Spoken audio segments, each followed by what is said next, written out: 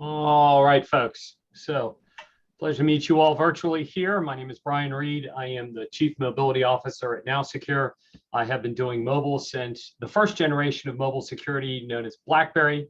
A number of the members of the NowSecure federal and public sector team have date their experience back to BlackBerry, good technology, and the rest. I'm one of those folks. Excited to be talking to you today about zero trust for mobile applications. And so when we think about zero trust strategies, there actually are a myriad of technologies and strategies organizations need to deploy to build that layered architecture really to protect the enterprise. Now, my background, as I said, is BlackBerry, good technology, a bunch of other mobile companies. I've been on the security side as well as the application development side, dating back in history. NowSecure has been in mobile security since the iPhone and Android were born. Our founder, Endo Hogue, who some of you know, wrote the original books on mobile forensics, built a mobile forensics practice that turned into a pen testing business, that turned into a tooling and services business.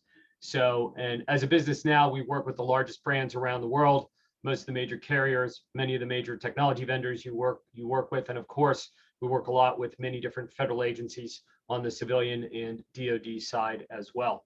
We'll tell a little bit about federal story at the tail end of today's demonstration. I'm not here to kill you with slides, but want to make sure we set up and kind of understand the context we're in. Having been in BlackBerry and having been a good technology and an MDM vendor, I have a clear understanding of the history of the strategies that organizations have deployed.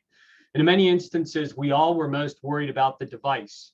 Could the device be tampered with? Has the device been tampered with? Could the data transmission be intercepted from the device? How do we control the device? And I was with one of the first MDM vendors in the marketplace, which was NowSecure.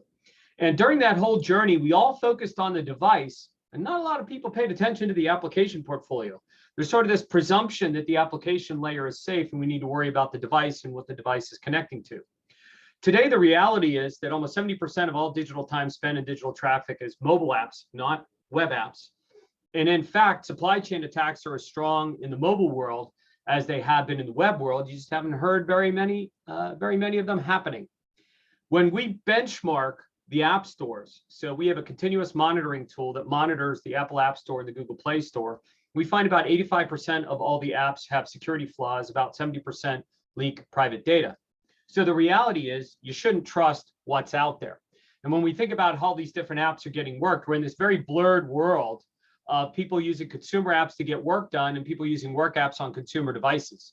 And so we need to think about, as we build a zero trust strategy, it's ultimately the application layer, not just the device and the network, that is where the crown jewels are.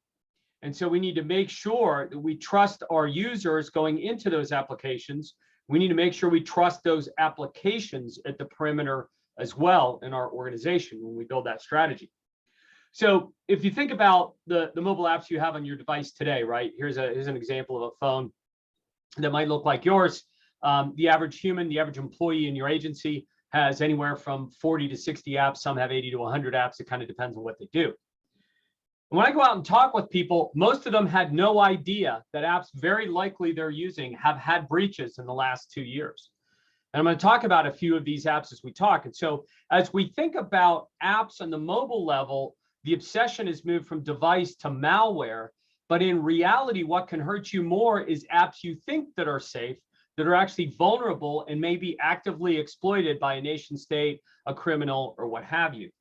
And we'll talk a little bit about the mobile attack vectors from the MITRE mobile attack in a second.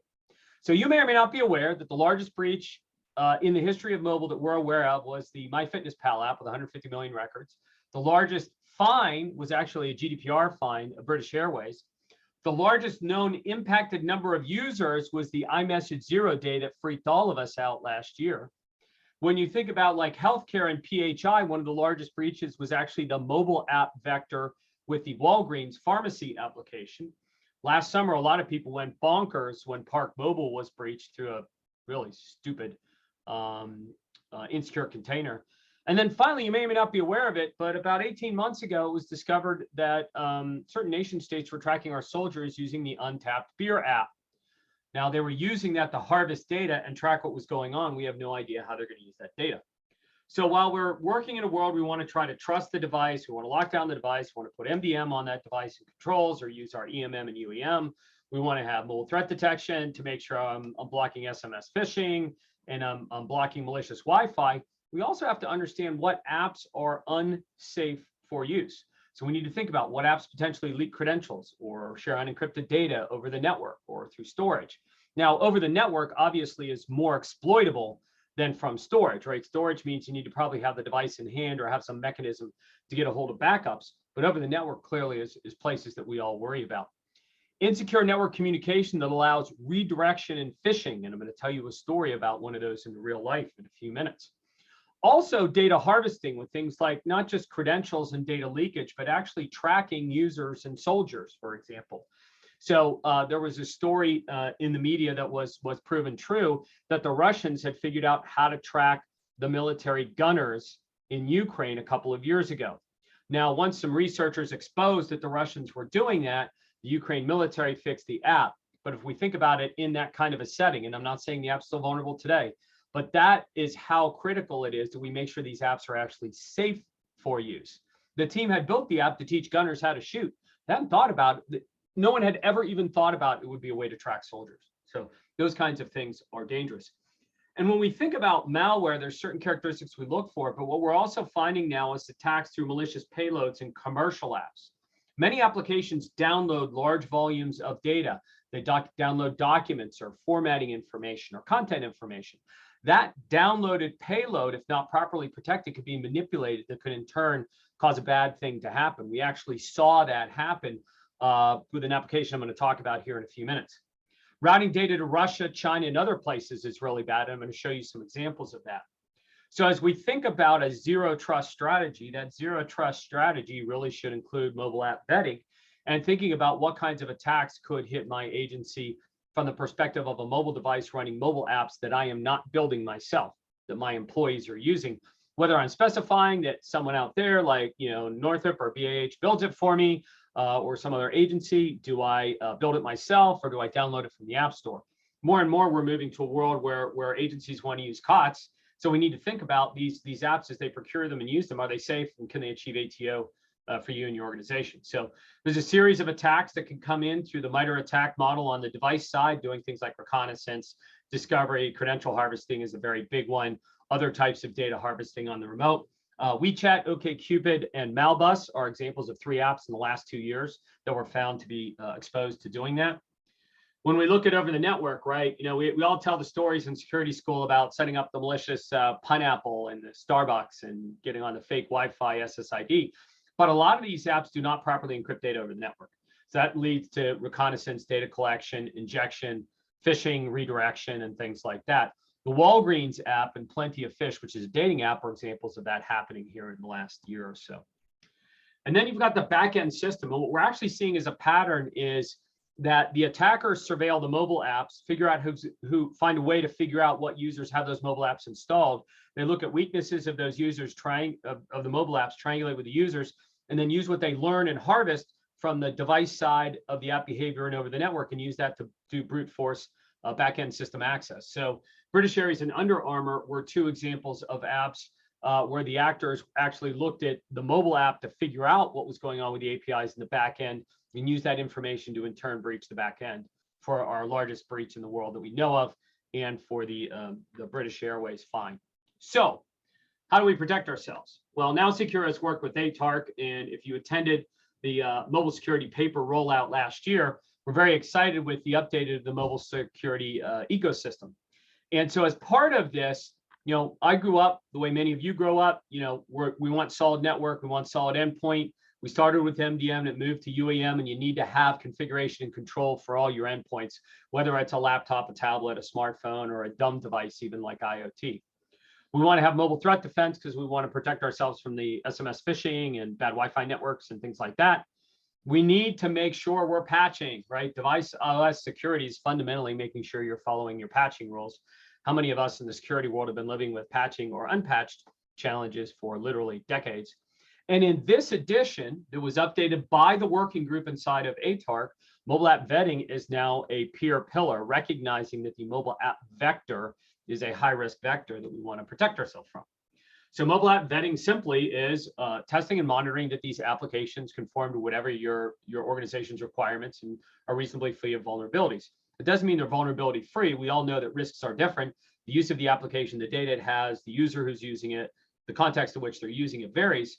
And so NIST SP 800-163 has a good description that you should bring into your organization around vetting the security of mobile applications.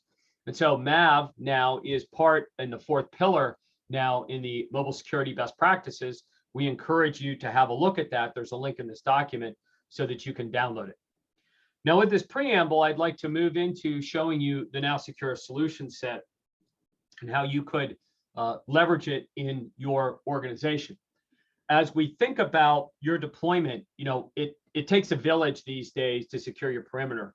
And when we look at a zero trust strategy, there's not a silver bullet, there's not buy one thing. And in fact, zero trust to a large extent from our perspective is just the next version of protect your stuff that we've been living with for 30, 40 years. So in the zero trust world, what we ought to do is we ought to vet all mobile apps before they get installed on any device. And if it's a consumer device or if it's a user with a BYOD oriented scenario that might also have some of your agency data on it, you want to have a mechanism to monitor for those bad apps and alert those users they might have some bad apps, which is just good hygiene for them, but is really good hygiene for you as well. So the NowSecure Solution Suite is actually the industry's most complete set of application security technologies designed for app builders and app deployment managers. So NowSecure Platform is what I'm going to demonstrate today, and we're going to go look at that database of millions of apps and some things you might want to be worried about. Within that, we're going to look at the NowSecure supply chain. So we do real-time supply chain monitoring of the app store so you can understand which apps are at risk today, but also alert you when what was previously a safe app suddenly becomes unsafe because of a supply chain issue or other things. We'll demonstrate some apps that have been through that. For those of you who have a pen testing team and they want to go hands-on, we actually have a pre-built toolkit that will enable your team to do deep dive pen tests. There are numerous federal agencies that use Workstation to do internal pen testing on commercial apps, along with the apps maybe that you build, sometimes used in the ATO process as well. Now, from a solution software side of the house, we need to think about knowledge and skills. Now, on this call, I'm guessing because you're participating in ATARC, you have a degree of mobile experience and mobile security experience. We find for a lot of security professionals, mobile is new for them.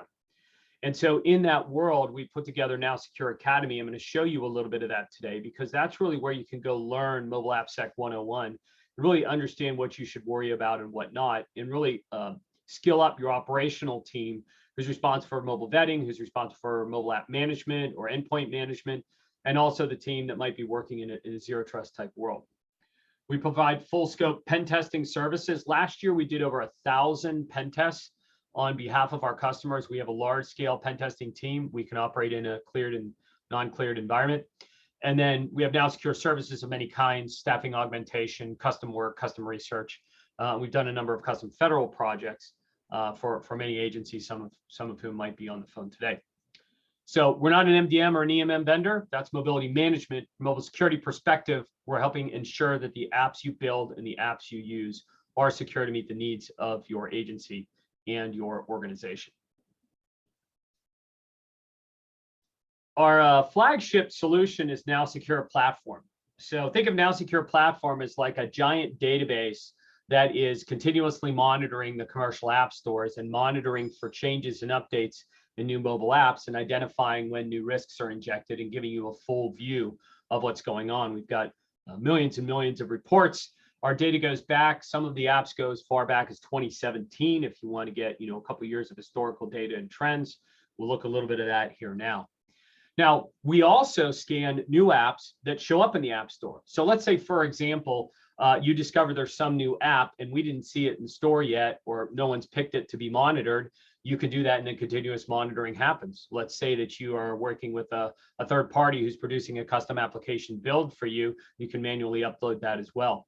So you can add to our database, and it's either private data with private apps that you choose, or public data, which is, hey, there's another new app in the App Store. I'd like you to monitor this for me too. And so we'll continuously monitor that.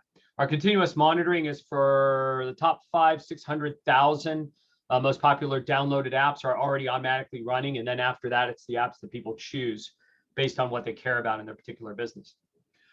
What's cool about NowSecure is you can run it in different modes. I'm going to show you that. So you can access it through a web interface. You can use our APIs to integrate with other tools. You can plug it into your MDM or your UEM environment.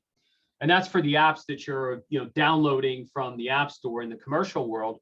We also integrate with your development pipelines, so you can use the same technology, the same security rules, the same analytics to the apps you build that you're using for these apps in your supply chain that you're bringing down into your organization. And so it's quick and easy to use, and I'm going to show you that today. It's as simple as looking up an app and looking at its results. Now, depending on who your team member is and how you want to deploy NowSecure Platform, it can be deployed in a variety of ways. So as I said before, you can access our cloud-based service either through a web browser, mobile device, it's fully mobile responsive, through an API, so you can use scripting, bash, some other system, however you want to get to the data. We have a number of people that have risk management systems or other SBOM data aggregation systems that access us through the API. And then we can also sync data with your MDM. So for example, with certain agencies, we literally plug into their AirWatch MDM environment. And so we're constantly getting a refreshed list of what apps are on the network. Anytime a new app shows up, it automatically prompts us to scan it or return a report on it, and helps us really synchronize that data in a great way. Other organizations choose to use it on demand and just look things up. So this giant database in the cloud, you can license access to that for whatever number of users need to get to it and whatever amount of system level access you need. And you can license some or all of it, depending on how you want to manage your mobile application risk, depending on how your environment operates. Now, in the back end, we do have some bots running. Those bots are continuously monitoring the Apple App Store and the Google Play Store. Anytime they detect a new version of an application within about 24 hours, sometimes faster, we'll pull down the new version and we'll run it. Now, under the hood, it's important to think about what kind of testing is actually occurring, right? I think we all know, I actually originally had a strong QA background. We all know that untested technology should be untrusted one way or the other. But if you're going to test it, make sure the test itself is credible. So we apply OWASP principles, we apply NIAP principles, we leverage recommendations and guidance from NIST. And so as part of all of that, we actually test these applications running on real apps. So we have device farms where we literally place the app on the device, and then we have an automation engine that navigates the app on the device, so we get real world testing. And in doing that, we don't just do static analysis, which is what most of the other risk guys do, or the MTD guys. They just do a little static analysis and say, hey, I think I found this stuff. We do dynamic analysis. We literally run the application on the device. We have probes in it. We monitor its behavior, and that's how we get real-time storage, networking, data transport, endpoint, and a lot of information that's really for real. And so if you're a technology person, we're doing SAST, DAST, IAST, and API security in a single pass. All of that data then gets collected in a database, and then you have those reports or the data accessible, whether you want to pull the data in raw or the finished reports to do what you need to do. So it's a sophisticated cloud-based solution. Because it doesn't store any of your agency information or doesn't store any credential or anything else, there's no need for it to be FedRAMP. It can operate in any agency, and we have people in all different parts of the federal and state and local governments who are using our platform in a variety of different ways. So what I'd like to do is there's nothing, pictures worth 1,000 words, and so let's go look at some pictures. What I'd like to do is take you into the NowSecure Platform journey. So let me blow this up.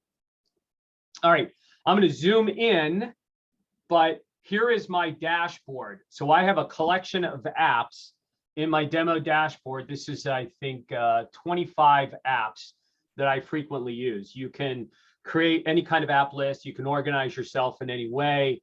And so within this is my at-a-glance view. And I'm going to zoom in because I realize this may be hard for some of you to read. But down the left-hand side, you'll see all the apps that I'm kind of paying attention to in this group. And maybe if I pop this in alphabetical order, you could see there's all kinds of different public apps. I've got security apps, I got COVID apps, and so on and so forth. It gives me the build version, the build release date, where did it come from, when was it assessed, what type of assessment was done, and then it grades it on a security score. And I'll explain the grades here in a few minutes when I drill in. Now, in order to make this a more pleasant demonstration experience, I'm going to go like this. Now, as you watch the screen, you'll see its responsive design, and so now you should be able to see it more clearly in your environment. So we're going to go through a variety of different apps to kind of understand what's going on with these. So I think I'm going to get started with CoronaFacts. Now, if we were in a live room, I would always ask the question, what security vulnerability scares you the most? Like, of all the things that could happen to your agency, what scares you the most? And so I'm going to go show the one that scares me the most. One that scares me the most is unencrypted passwords, unencrypted authentication information over the network. So in our dynamic testing, we discovered that this CoronaFacts app created by a government agency to help patients understand Corona, learn about Corona, and track their status shares credentials unencrypted over the network. Shocking, right? So what I can see here in a security report is that we're grading the applications on a common scale of 0 to 100. 100 is great, 0 is bad. If you think about when you were at school, 90 to 100 is an A, 80 to 90 is a B, 70 to 80 is a C, and so on and so forth. Anything below 60 is a D, F, right? You don't want to do it. So when you look at this, you now have a scoring mechanism that helps you understand the relative risk of each application. Now, how did we get to that score? Well, a 25 out of 100 is clearly a failing grade. We get to that score because every individual vulnerability we detect, we use standard CVSS scoring to determine its level of risk. And so when we do that, you can see here that this has been rated as a CVSS 8.1. It's very high risk. Okay, so now we know that this is a high risk item that we should pay attention to. Now in the platform, you can customize that, but it's an academic way to determine how bad these are. And if you know CVSS, it's on a scale of 0 to 10. Now, the way the grade is computed is how many bad things do I have? As you can see in the left-hand rail as I scroll down, how many bad things do I have and how bad are their CVS scores? If I get anything over a CVSS 6.5, my score will drop to below 60, which is a failure. If I just get one. Now here I have a compound series of issues. I think we would all agree that the password exposed is bad. We can also see that the email exposed, which basically means now I've got this person's credentials. Other data was found to be unencrypted over the network. We were actually able to inject modifications to the data in transit. It has disabled Apple's native ATS security protocols. It allows third-party keyboards. Boy, I remember in the MDM world, everybody had to have disabled third-party keyboards as a control, and so on and so forth. And there's more there, and we'll have some fun with this. Now, when I go back to this, depending on what actions you want to take, you can decide. Anything that scores below a 60, I'm going to reject or alert the team or something like that. There's a variety of different actions that you could take. Inside of here, you get a description, how to reproduce it, the impact to your business, and the evidence. So because we're actually running the app for real, we give you the evidence of every time. So when we were running through our automation, we found our test password was in clear text every time. Here's the endpoint it was calling, and I could just go through this and show more and more and more and more and more and more and more of them.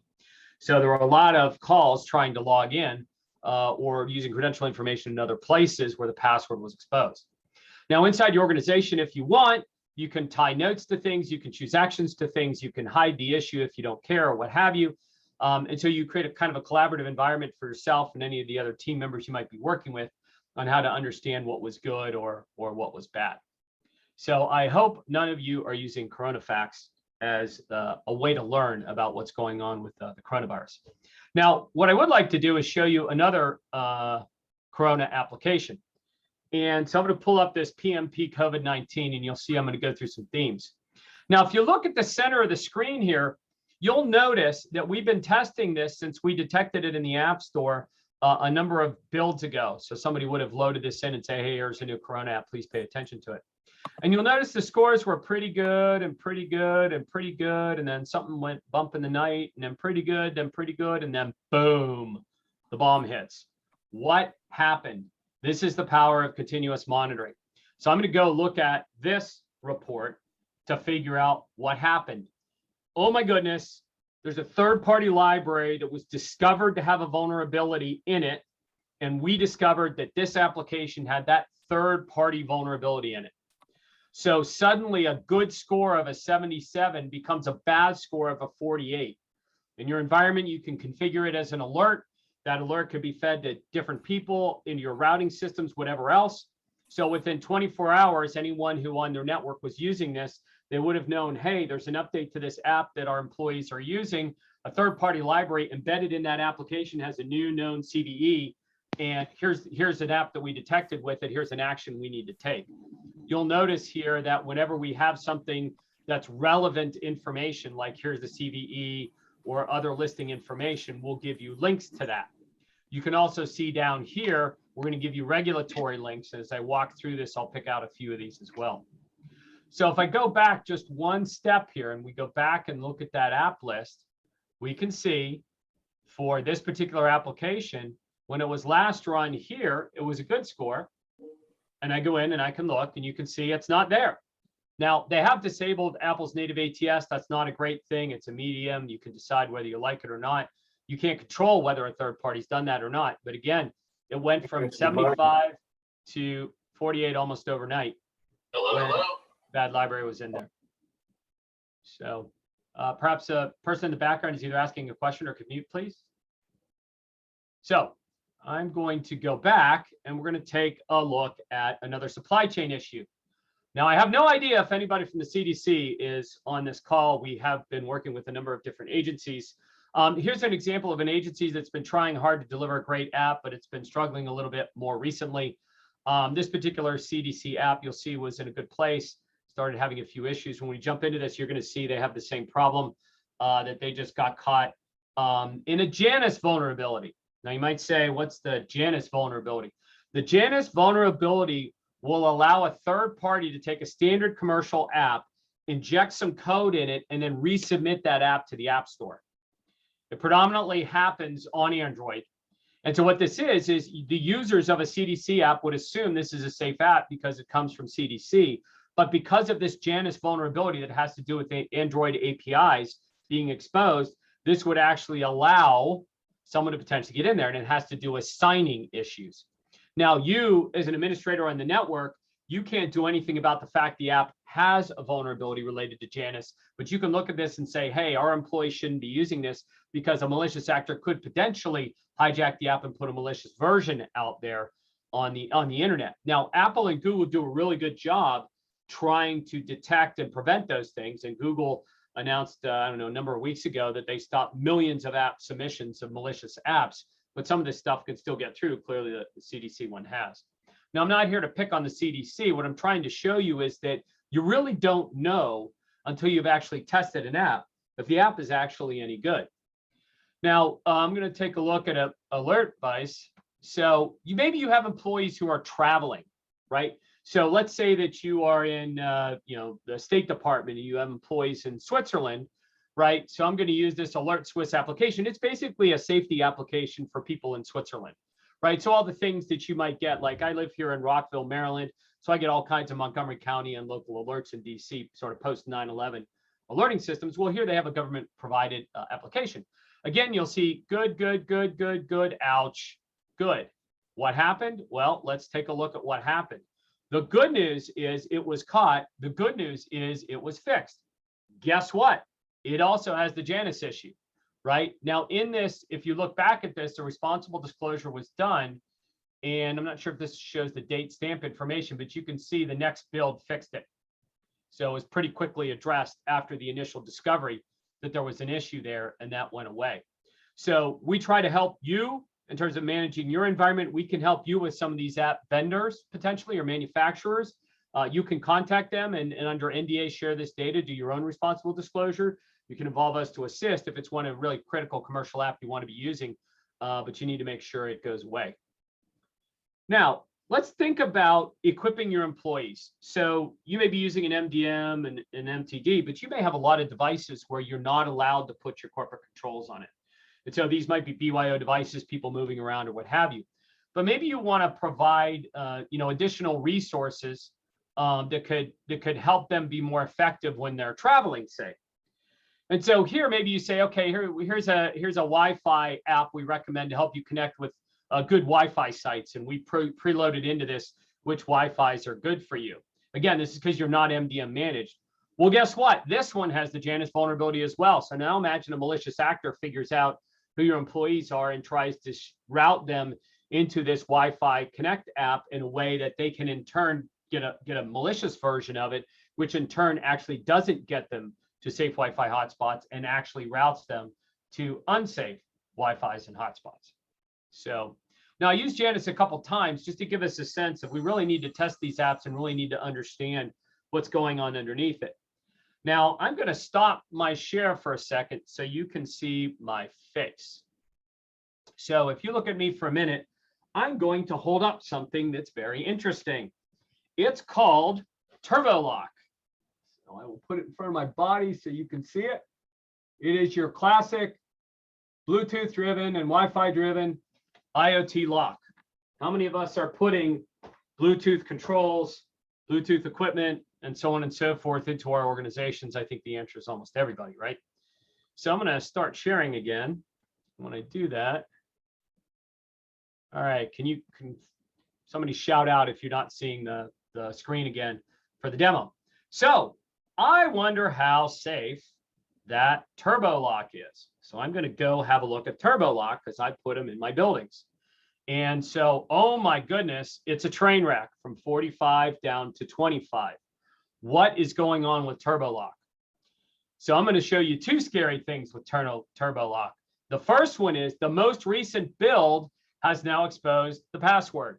Now, the TurboLock application that we have actually pen tested and verified, it actually does transmit authentication information, i.e. user ID, password, geolocation, IP addresses, MAC address, and everything is transmitted to the back end.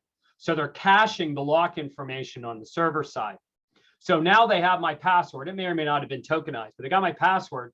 But what else did they do? They failed to validate the cert authority. So what that basically means now is that they have unencrypted or unvalidated network communication happening on the back end that someone could potentially hijack and redirect.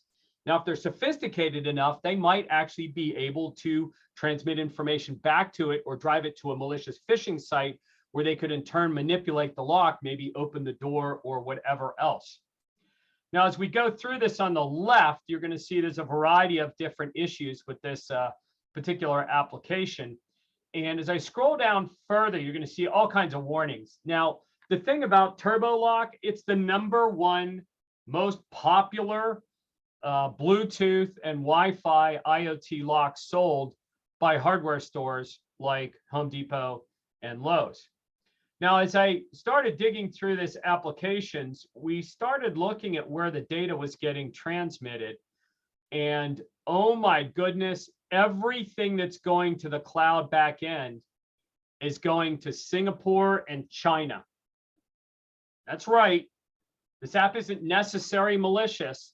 However, all of its data is going to places you don't want it to. If you have one of these TurboLocks in one of your offices or properties, the Chinese knows where the lock is. It's likely they know who the users of the lock are. And maybe they have credentials to the lock and they might be able to unlock it or do something else remotely. It's not malicious. It's a standard commercial app. But the standard commercial app security controls are so bad, it puts your agency perimeter and inside your agency at risk. And so what you'll see here on the left-hand side is we provide a lot of information here about what's really going on. And when we do our dynamic analysis, we're tracking all the endpoints that a particular application goes to. And through that, you can see where your data is going. And as I show here, a lot of it's going to China. It's going to Huawei, the other hardware vendor most of you aren't able or allowed to use. Now, within this, by the way, I'm going to drop in a software bill of materials. So in here, we're also collecting a software bill of materials. So we can use this to investigate what libraries might be used in this application, whether any of these guys are particularly malicious. As you can see, there's a lot in there. Let me just pick a bigger number and so on and so forth. So you can see it's interesting. Their libraries, they built a lot of internal commercial libraries. I'll find something more interesting to look at. So TurboLock is scary. Now, you may also have employees either in the US or traveling the world. Let's say you're with the State Department or the White House or something, and you're having to interact with or understand what's maybe going on in Russia right now, especially with the war going on, what do they call it, political action. Looking for, one second here. Where did VR go? Well, one of my apps is gone. Oh, I think it's because it's not in the App Store anymore. I was going to show you an app going to Russia. Sorry about that. We'll skip over app going to Russia. Now, you're a security professional and you're trying to manage your network and you're trying to do the right things. So you're going to put security controls on your mobile devices. So we're going to go research and market and try to decide what do we want for some endpoint management on the device. And we find this company called Defender Security. So they actually have a security application that I can put on my device. And now you start looking at it and you're like, okay, it looks like they were pretty good a while ago. And it looks like they went through some pain and now they're really pretty bad. So I'm going to go look at Defender Security. Let me go actually pull up Defender Security. So just so you can see. Defender Security is the #1 digital app installed on 200 million devices. It protects you from scams, fake websites, identity theft, Wi-Fi theft, and digital viruses. Download it for free and have the freeman to do whatever you want. I really wonder what some nation state guys are doing who have probably discovered what I'm about to show you here. So I'm going to go into this Defender app that's on 200 million devices around the world. We're going to have a look at whether that app is actually safe or vulnerable. Guess what? It's got an arbitrary code execution vulnerability, CVSS 475. That's bad. It's not properly reading and writing and managing file permissions. Now, if you're not familiar with what an arbitrary code means, basically it's a path to exploit that is easy to access. That's why the CVSS score is so high. Now, if you're looking at FISMA or you're looking at OWASP or you're looking at CWE, it's all in there. If you're looking at CCPA, because you're with the state of California or operating in the state of California, it's all in there. So all the regulatory mappings are here as well. And that's pretty bad, right? And again, this was an app that was pretty good and then started to get worse and now is a train wreck.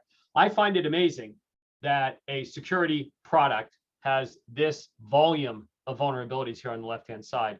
It's pretty clear that they haven't coded a quality application.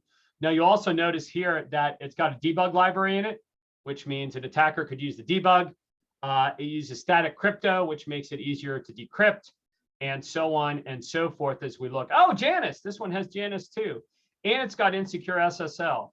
And this VPN doesn't work properly. So it's got a VPN to protect you, and the VPN itself is not properly encrypted. So anyway, you can see that some of these apps really are not fun and friendly for use in our organization. So we're going to move around the world. We're going to have a look at maybe you have employees who are moving around, right? And you need to support them in finding a new location.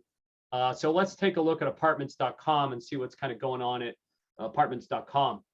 So when I look at Apartments.com here, right, a standard commercial app that's pretty well known. The first thing is not all the data over the network is encrypted. Now, if we'd found user ID and password, we would have flagged that specifically. So this means there's other unencrypted data. So depending on what data you're looking for, that could be a bad thing, or excuse me, or a really bad thing. But I use this one because this one is not securing its GPS communication. And so on and off between on device and over the air, it's actually been leaking its geolocation. So if you think about like the Untapped beer example, where the military was being tracked for military users who used Untapped, one of the issues with Untapped is not only was it leaking PII, it was also leaking geolocation. So they were able to correlate with the list they had of military users with the Untapped app and where the geolocation was and literally figure out where they were. Now, if you've been around this market for a little while, you may remember Strava. And about 3 or 4 years ago, the Strava database was dumped. And some guys in, I think, Indonesia or Singapore, a researcher figured out how to track our special operations teams who are using the Strava app for training. So protection does matter. Security of these apps do matter. But you know what? It's not that hard to do. And I'm going to show you some good ones that aren't so bad. I think part of this journey is realizing that it's reasonably prolific that things are bad, but there's plenty of good apps as well. And we'll take a look at a few of those in a few minutes. Now, maybe I'm not going to an apartment. Maybe I'm staying in a hotel. So let's look at Intercontinental Hotel Group.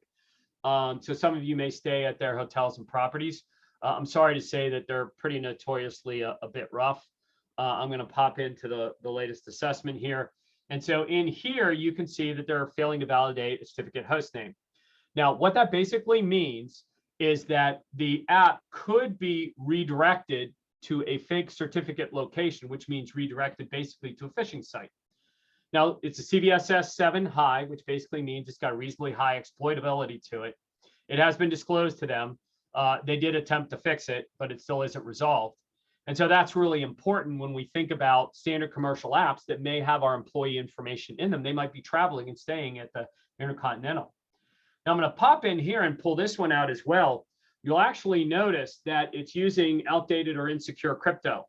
So a lot of the times what we're finding is code quality is an issue and crypto is weak in these mobile apps. So you might think they're properly encrypting storage. You might think they're properly encrypting over the web, but an attacker with good technology will be able to work their way around the weak crypto, just like we did here, and verify that that was an issue.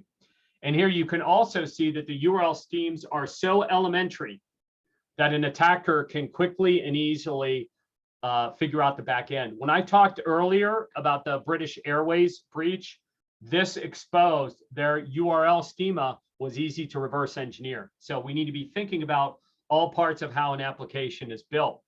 I also want to pop up here that it's also using another bad library. So it's using an insecure biometric library. Now, this is a warning because we can't automate testing biometrics. If you think about it, an automation engine can't do biometrics. So what we've discovered is use of an old insecure library for biometrics, but we have not been able to detect it was in use. If we detect it was in use, it'd be a high. Right now, it's a warning that says, hey, this app is using an insecure library. We don't really know. You might want to test it or determine that your team should not use that at all. Okay. Now, your employees are traveling. Let's talk about your accounting department. So let's have a look at Western Union. Let's go find Western Union. So I think we all know who Western Union is. Millions and millions of users. I'm sorry to say we have done responsible disclosure. So here we go. So the Western Union Money app also does not validate the back end. And so basically this exposes the user to redirects, to phishing attempts, things of that nature. Again, you'll see other issues as we flow through here.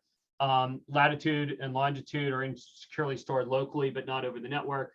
Again, you'll see this is very similar to some of the other issues we have. And whether you're a developer or not, and whether you own it or not, it is important and concerning, right, that an application like this could potentially be phished, or a user of an application like this could potentially be phished, depending on how it's used.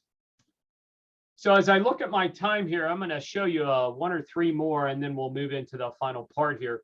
So I'm want to take a look at when I do demonstrations and talk with people, there's a lot of fanfare around cryptocurrency. And so we're going to go through a couple of fun apps here for just a minute. So if you're into crypto or cryptocurrency, and your agency probably isn't trading in it, but this is a little personal fun. So here's an example of an app that it was loaded with debuggability on. And so basically someone can go debug the app, figure out how it works. Improper write and read permissions basically means that an adjacent application could potentially manipulate its storage and memory space, which is also really bad. So never believe that the containers are fully hardened on the OS. You can see this is on Android, so potentially an adjacent app could manipulate its application space when it's running, and so on and so forth. So not really good if you're into crypto. We do have a crypto report coming out. You'll see a crypto report showing up in one of the crypto websites here coming in a couple weeks. The average score for 42 of the most popular crypto reports, the average score was a resounding 65. The far majority of them failed by having one or more CVSS high vulnerabilities in that analysis. So let me see. I've got, let's do good and bad. Okay, so let's do good and bad. So let me go down here. We're going to look at differences in iOS and Android. So we're going to take a look at XVPN. So remember earlier we talked about how your IT team might want to do like a Wi-Fi connect management tool, or do a VPN tool, or that Defender security tool that I pray none of you are using. Well, if you look down here at XVPN, you'll actually see we have a bad Android and a good iOS.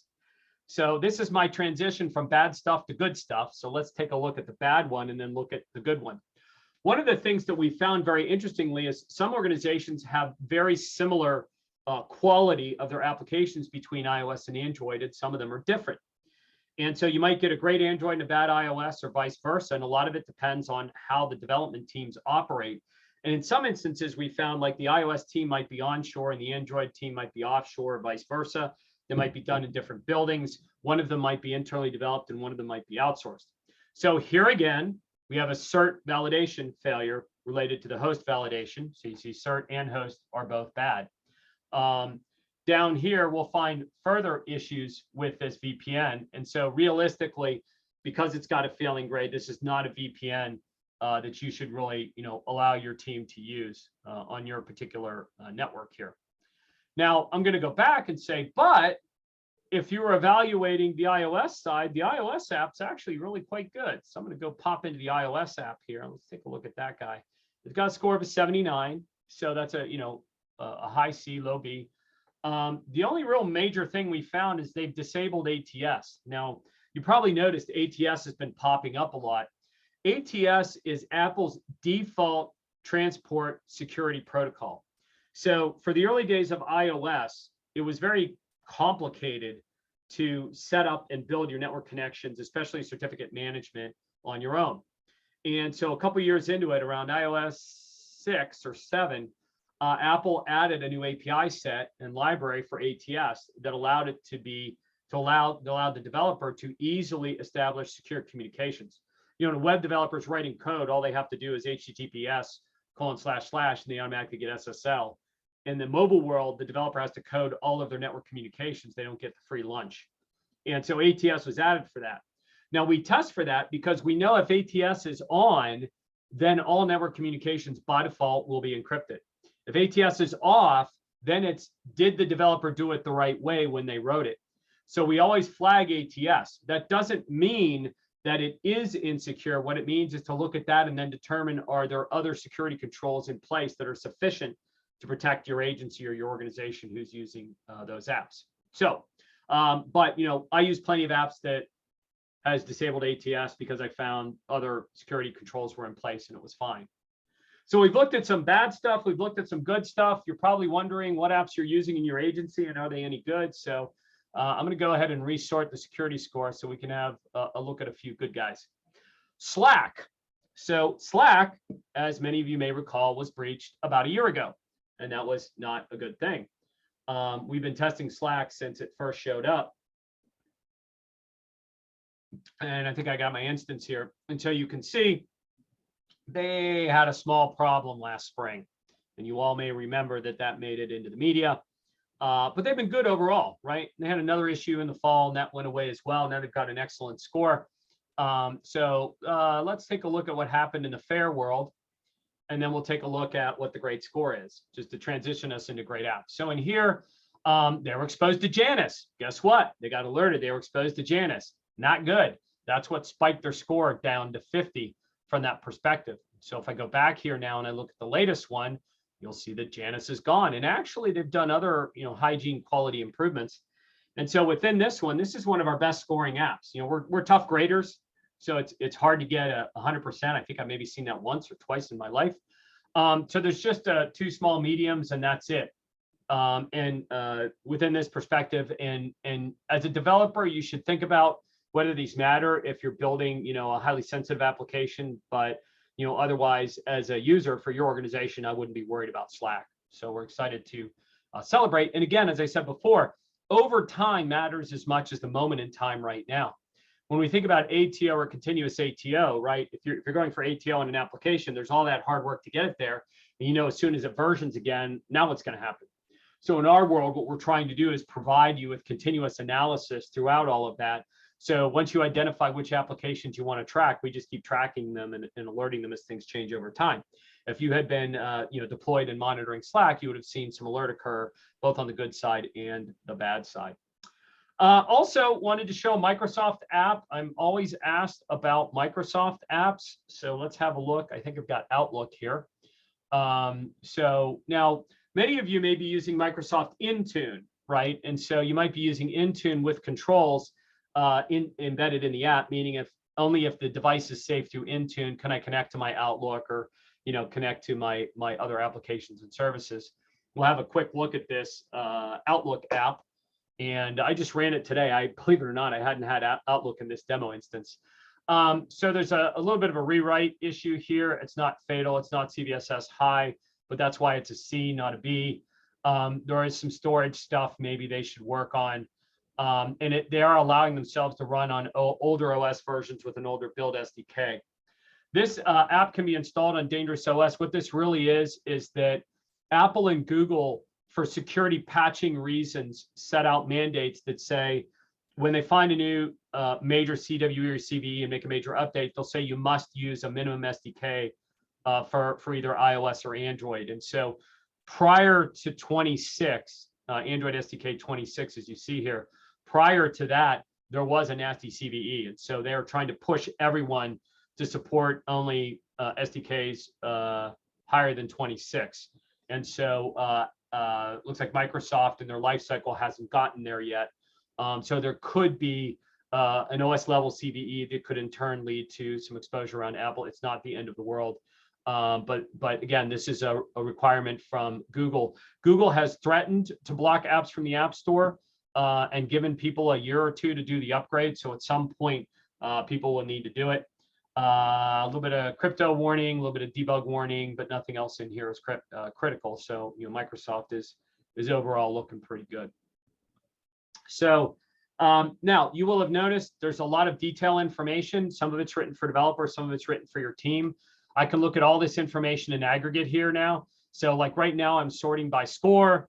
I can also go in here and sort by app name. So I'll flip it to name. There's our Alert Swiss.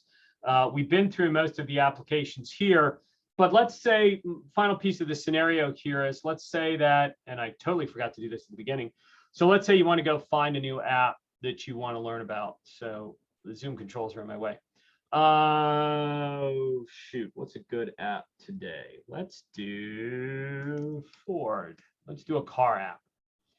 So I can go in here and I can say, okay, let me try one of these Ford apps. And I don't remember which one does what. So I'm going to go ahead and add that app. Okay. So I can add it into my demo environment. So there's a demo. I'm going to go add it to that group. I can also go ahead and run an assessment on it to see what the history looks like. So I'm going to drop in, add an app, and run an assessment. After it's run the first assessment, assuming it's in our database, we'll give it the whole history. In many instances, there's an assessment already there. I'm working in a contained environment, so I can't see all the shared app analysis that is in our aggregate database, which is why it's asking me to rerun the app. So somewhere about 10 or 15 minutes from now, we'll get the answer to what's going on in the Ford app. My apologies, I forgot to start it at the beginning. But add an app is really straightforward. So we can go in here, you basically go back, you can pick add an app, pick the app you want, and then you can work your way through it. As I've shown you today, within any particular application, we can look and view its history. So in here, I can see the history of analysis over time of that app and how that score has changed over time, which is very important. The last thing I was going to dig into, and I believe this one is a good one for it. I grabbed the right one. Oops, I grabbed the wrong one. It's still running analysis. Sorry about that. Mint was my demo last hour. Let's go look at Binance just because it's such a fun bad app. I'm going to jump into Binance here. Come on, buddy. All right, here we go. Port 48. Let's go view that report. As you're looking to use standards, as you're looking at app vetting and things of that nature, we are mapping into many of the regulatory standards in here. So you'll see FSMA in here, you see GDPR. I guess I didn't pick a right issue. NIAP is in here. So if there's regulatory failings for NIAP, they're in here. You can also see that CWEs and CVEs show up in the listing here as well in your intelligence. A lot of organizations will use the OS Mobile Top 10 and the MASVS. Those will show up in here as well. And if there's an equivalent CWE, it's here. Now I can pop that CWE and it'll take me all the way over here. So here's the CWE that is articulated in that particular issue. If I jump back here, I can pop this FSMA mid, pop over here. Here's the NIST framework, and here's the particular research issue and control that I need to be worried about, and so on and so forth. If we have some people from state and local, I'll pop into CCPA. So you can see over here, it's going to hook over to the CCPA area and where the issues might be as well. So we're trying to provide you with a full information environment. You get the description, the steps, the impact, the evidence that it really happened. So we have a less than 1% false positive rate. And then inside of here, whatever your regulatory information is, as you're working as a team, you can make notes as you go along in order to make your team more productive. So with that, I'm going to drop back here. From this perspective, what I've been showing you is NowSecure Platform. And NowSecure Platform is your all-in-one database and one place to go for everything you need. If I had an AirWatch environment set up, I could show you plugging it into AirWatch. If I had Jenkins and Jira set up and connected, I could show you integrating in the DevOps toolchain. There's lots of different ways to use it. I can also integrate this information in lots of different ways through integrations. I can filter it. I can look at the data in a variety of ways. I'm going to pop the export to CSV, and you can do that through an API. You can directly access the JSON through an API as well. Pop open that CSV, and that will show me all the information of this particular data set that I'm looking at right now within my particular environment. Now, what I'd like to do as a last piece of demonstration is take you to our training. And I started a new browser, so here we go. So NowSecure Academy is a free training solution. So you can go to this domain with me right now, academy.nowsecure.com. I'll be sharing that information with you at the end. And from here, you can come in and take courses. So if you want to come in and get started, how do you want, maybe you want to learn about mobile AppSec. So maybe on this, you're new to mobile application security. So here's a 52-minute course that's AppSec 101. Maybe you want to know what the top 10 most common vulnerabilities we are and find in applications and learn from that. Maybe you want to become a mobile pen tester and get pen testing training. Anything that's watch and free is free. Anything that says certify is a paid certification option. We have resources in here for you on the security side. We have them for your development side. We have hacking tools and hacking guidelines. We have tech talks in here, so I'll drop into tech talks. So we did a responsible disclosure this spring with Peloton. So there's a whole Peloton use case. Here's how to set up a pen testing program. Here's how to test Bluetooth or BLE from that perspective, how to define whether an app's spying on your device, and so on and so forth. So we got lots of great things in here for you as well in order to learn through and really build your resource set. So academy.nowsecure.com is available to everyone. As I move towards a conclusion today, I'm going to jump over here back into the slideshow. So we do work with federal, state, and local governments. So we do a high volume of supply chain risk management for the Air Force. We also are core to the JMD mobile app vetting program, continuously monitoring thousands and thousands of apps for them on their devices.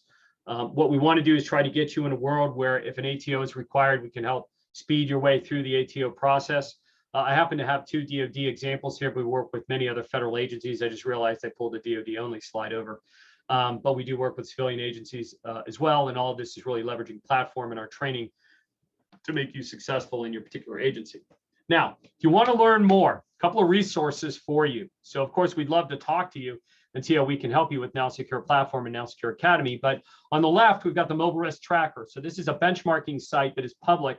It's anonymized data on the top 5,000 apps that we have analyzed that are the 5,000 most popular apps in the App Store based on download volume. And it's organized by different use areas. So you have like gig economy, finance, business, IoT, things like that. So that's free to you. You can go, you can see some general information that's high level abstraction of what's going on. We do have a breach tracker. So we have some people that subscribe to the RSS feed on our breach tracker. Anytime there's a new breach, we post here if it made the news. And then that way you kind of have a common resource you can go to understand what were recent breaches or new breaches. We just looked at NowSecure Academy, the free training. So mobile AppSec 101, secure development, secure assessment, all kinds of deep dive training and so forth. We believe in being a full service provider. We have the expertise we can bring to the table. Many of our customers leverage platform as a software, our SaaS platform, and Academy as their training vehicle to really build out their mobile AppSec program. As we saw earlier, the ATARP paper from the Federal Mobility Group says mobile app vetting is one of the 4 pillars that feed Zero Trust. Now, if you want to check it out, so we have a link here, and you can give us 10 mobile applications. We'll give you 10 SBOMs, the free SBOM world, to give you a sense of what SBOMs look like. We are working with NIST, OMB, and GSA on SBOM initiatives, along with the OWASP Cyclone DX working group. So we can produce SBOMs, and this is pretty cool. Most SBOM technology is generating SBOMs from source code. But if you think about third-party apps coming from an app store, you don't have access to source code. So our reverse engineering tools are pretty advanced. And so we're generating SBOMs by reversing binaries in the app store. We have a pretty high success rate in doing that. So we'd be happy to show you what we find. We can't necessarily find everything depending on their obfuscation and how they built the app, but we've got a high fidelity set of results on that. Of course, we're happy to work with you and show you a free sample reports. This is the Corona Facts I showed today. We can sit down and talk through a few key applications you're using or considering to use in your agency and show you the results of that. We have a bunch of other documents and white papers. So one of the other areas that people sometimes get confused is what's the difference between MTD, mobile threat defense, and mobile app vetting. So we have a paper that can help you understand that. Here's a civilian example with the US Marshals using us as well. And so we would encourage you to pay attention to this. I will warn you, supply chain attacks are occurring in mobile as frequently as they are in web applications. So you need to seriously consider what's going on with your mobile applications, what they're doing with your data, who's monitoring or what could be monitoring your users. And there's this trusted belief that commercial applications are safe because there is no labeling that says this is safe or not. And so we're here working on that to give you that vetted result set to give you the visibility you need and the understanding you need. If you're tracking the EOs, there are software labeling requirements coming. If you're tracking the Google community, there are some advancements coming around Android applications. You'll want to watch this space. You'll be hearing more about labeling and security testing and certifications as the world evolves. Apple's increased on the privacy side. Google's increasing on the security and privacy side as well. But I'm not sure we're going to ever get to a world where there's going to be the good housekeeping seal of approval or underwriter's seal of approval. Maybe that will happen one day. Given that we don't have that today, we have to look at mobile app vetting, mobile supply chain monitoring as the only way to protect our agencies from supply chain risk from third-party commercial apps and the components inside those apps. We're here to help you. We've got this giant database to share. And so we look forward to following up with you and giving you your own personal demonstration of our products and services and helping you and your agency protect your agency. And with that, I'd like to thank you all for the time. We're proud members of ATARC. We're here to help. And please let us know if we can help you out in your particular agency. Thank you.